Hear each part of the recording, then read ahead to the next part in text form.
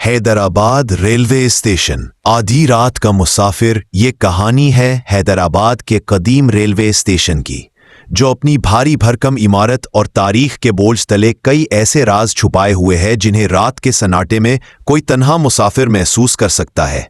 लोग कहते हैं कि यहाँ की पटरियों पर कोई साया भटकता रहे, एक ऐसा मुसाफिर जिसकी मंजिल कभी नहीं आती।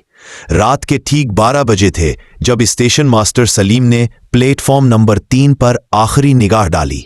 आज रात सब कुछ मामूल के मुताबिक था, या शायद वो खुद को यही यकीन दिला रहा था।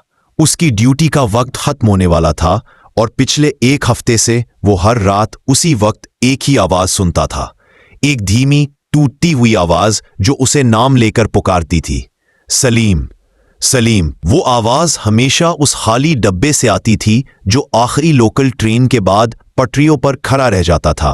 वो डब्बा जो हमेशा स्याह और वीरान नजर आता था। सलीम पिछले 15 साल से उस स्टेशन पर काम कर रहा था और उसने ऐसी सैकड़ों कहानियां सुनी थी जो स्टेशन की दीवारों और पटरियों के दरमियान दबी हुई थीं। लेकिन ये आवाज, ये पुकार से अंदर तक हिला देती थी। आज भी जैसे ही 1 बजे की घंटी बजी, आवाज दोबारा गूंजी। सलीम ने अपनी टॉर्च उठाई और दिल में बिस्मिल्लाह पढ़कर प्लेटफॉर्म नंबर 3 की तरफ बढ़ा। उसका जिस्म कांप रहा था, लेकिन एक नामालूम तजस्सुस उसे खींच रहा था। डब्बे के करीब पहुंचकर उसने टॉर्च की रोशनी अंदर डाली।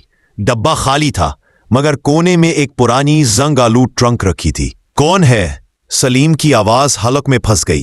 कोई जवाब नहीं आया, लेकिन ट्रंक के ढक्कन पर धीरे धीरे 3 उर्दू हुरूफ नमूदार हुए, एन साद ये। असिया। सलीम को याद आया, 40 साल पहले एक ट्रेन हादसा हुआ था। एक नौजवान लड़की असिया अपने दुल्हन के जोड़े में सफर कर रही थी, जो कभी अपनी ससुराल नहीं पहुंच सकी। उसकी लाश कभी नहीं मिली थी, सिर्फ उसका सामान, जिसमें यह ट्रंक भी शामिल थी, बिखरा हुआ मिला था। सलीम ने गहरा सांस लिया और ट्रंक खोलने की कोशिश की। वो ताला लगा हुआ था। अचानक डब्बे के शीशे पर एक साया तेजी से झलका।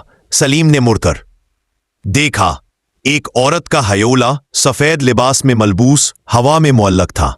उसका चेहरा आंसुओं में डूबा। आवाज सलीम के कानों में बराह रास्त गूंजी, जैसे कोई सरगोशी कर रहा हो। तुम्हें सच्चाई सुननी है? सलीम वहीं जम गया। उसके कदम जमीन से चिपक गए। इसिया का साया आहिस्ता आहिस्ता ट्रंक की तरफ बढ़ा और उसने कांपते हुए हाथ से ट्रंक को छुआ। ताला चटक कर टूट गया। ये वो डब्बा है जहां मेरी आखिरी रात गुजरी थी, इसिया ने कहा। उसकी आवाज में गहरा दर्द था। हादसा कोई इत्तेफाक नहीं था। मेरा शौहर, वो किसी और से शादी करना चाहता था।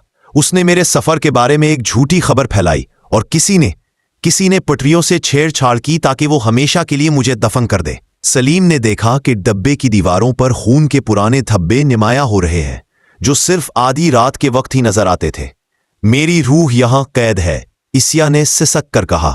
जब तक सच्चाई सामने नहीं आती, मैं यहीं भटकती रहूंगी। इसिया का हयोला सलीम की तरफ झुका। उसकी आंखों की दहकती आग अब सलीम की रूह को जला रही थी।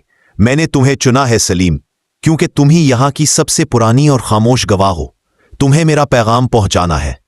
तुम्हें उन सब को बताना है जो मुझे भूल चुके हैं। सलीम का दिल जोर जोर से धड़क रहा था। वो टॉर्च उसके हाथ से गिर गई और रोशनी बुझ गई। मुकम्मल अंधेरा छा गया। सलीम को महसूस हुआ जैसे कोई सर्द हाथ उसके गले को दबा रहा हो। सलीम, सच्चाई, असिया ने आखिरी बार पुकारा। अगली सुबह रेलवे पुलिस को प्लेटफॉर्म नंबर 3 पर सलीम की लाश मिली। उसके चेहरे पर खौफ और सदमे के गहरे तासुरात थे। हैरत अंगेज बात यह थी कि उसकी गर्दन पर कोई जख्म नहीं था, लेकिन उसकी उंगलियों ने एक कागज के टुकड़े को मजबूती से पकड़ रखा था, जिस पर उर्दू में यही 3 हुरूफ लिखे थे, ऐन साद ये। और उस रात के बाद से हैदराबाद रेलवे स्टेशन पर एक नई अफवाह फैल गई।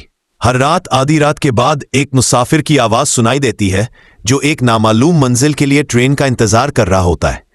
लोग कहते हैं कि वो स्टेशन मास्टर सलीम की रूह है, जो अब असिया की कहानी सुनाकर इसके साथ भटकने पर मजबूर है।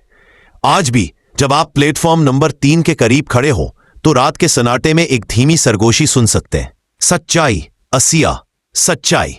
मैं आपके लिए हैदराबाद रेलवे स्टेशन की मजीद दिलचस्प और खौफनाक कहानियां लिख सकता हूं। کیا آپ کوئی اور کہانی سننا چاہیں گے؟ میرا نام نظر ہے، کیا آپ کو ایسی سٹوری سننا پسند ہے تو مجھے سبسکرائب کریں اور اگلی جگہ کا نام بتائیے کمنٹ میں۔